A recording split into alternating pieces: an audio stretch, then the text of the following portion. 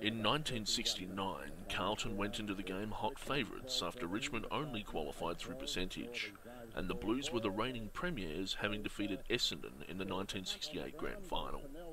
A Victorian Football League record crowd of 119,165 watched the Tigers fight against the odds to win by 25 points to give Richmond their 7th premiership.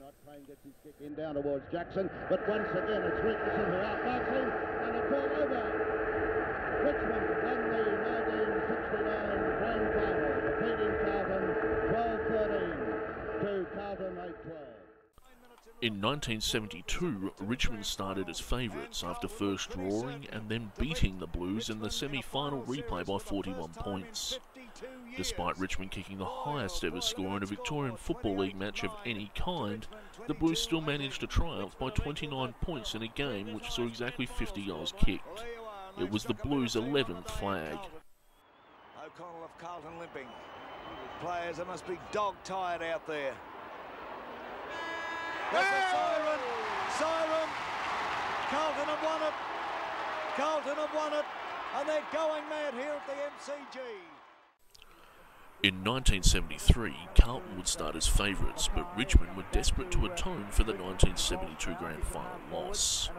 Injured players would force themselves onto the field for both sides, including Jesaulenko for Carlton and Hart and Burke for Richmond. Arguable tactics by Tiger Neil Baum may have played a part in the result, after he king-hit Carlton defender Jeff Southby and had a crack at Vin Waite. Southby was unable to return after half-time. Legendary captain John Nichols was also poleaxed early in the match and was unable to have much of an impact on the game. The Tigers ran out winners by 30 points, claiming their 8th premiership. Skimming forward, out come the Richmond attackers. Michael Green's got it, he can hand pass, he does, sends it out to Royce Hart. Hart's tackled.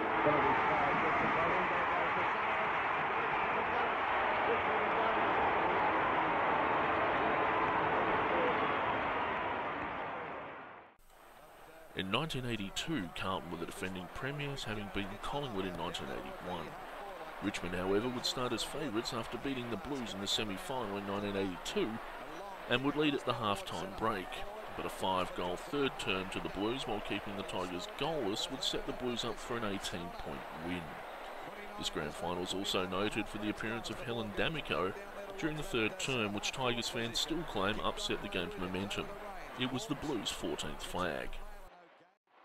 For the long kick, looking there for one of the big guys to take a mark. Velperovic couldn't hold that, but there's too many defenders there for now. And there's the siren, and the Blues have won the 1982 Grand Final.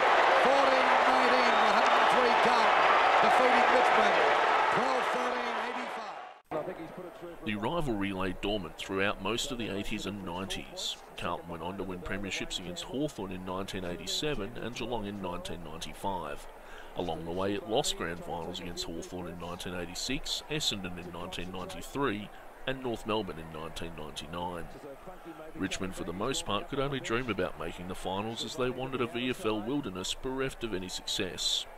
Although it did take great delight in ending the Blues' finals chances in 1997 and 2001. Broderick, a little give, Knights, Harrison, goes at goal! And Richmond have hit the front for the first time. The modern-day rivalry can be traced back to 2008 when the Carlton and Richmond clash was held as the season opener. The game was won by Richmond. It would be the last win they had against the Blues leading into the 2013 season.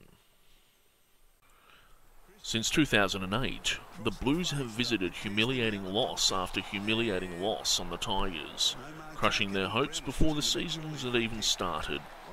Since that round 1 2008 win by the Tigers, the Blues are up 9 wins to 0 with an average winning margin of 48 points per game, including the return match in 2011 where the Blues beat their 1972 record for scoring against the Tigers. And a record today with Carlton eclipsing that 1972 Grand Final record, Robert. And there it is, it's all over. 103 points A wonderful victory and a great bounce back from last week. In 2012, the competition between the two was a lot closer, with the season opening to a Blues 34-point win. However, in the return game, the Tigers looked to have the game in the bag when this happened. McLean's mark, but he can't kick the journey.